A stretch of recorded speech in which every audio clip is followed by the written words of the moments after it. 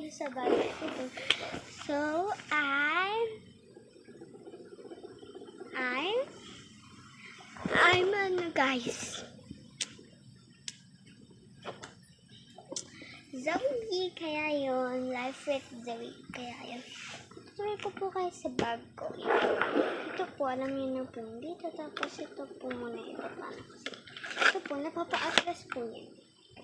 Kaya yan po. Tapos dito po, lagyan po ng mga tumbler ko. Tapos pag hindi kasi tumbler ko, igaganto ko na lang. Tapos, pero ayun. Tapos dito po ulit. Pero put socks po siya. Put socks. Ito po, put socks.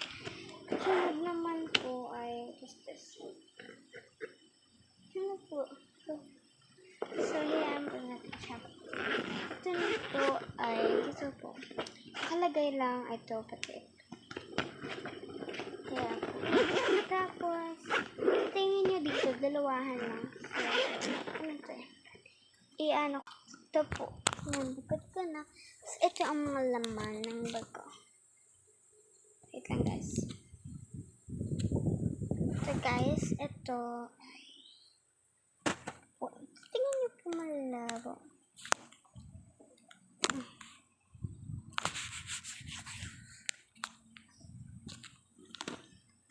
Ito po ay ano. Ito po ang mga ano ko. Tapos ito po ay ito naman po yung mga notebook ko dyan. Nandyan po. Sunod. Ito po. Ito po. Yan po sila. Tapos, ito ko naman kayo. Dito sa pencil case ko. Kung saan, ang laman ay mga ano. Ang laman nyo po ay ruler. Ito yung ruler. Tapos, black ballpen.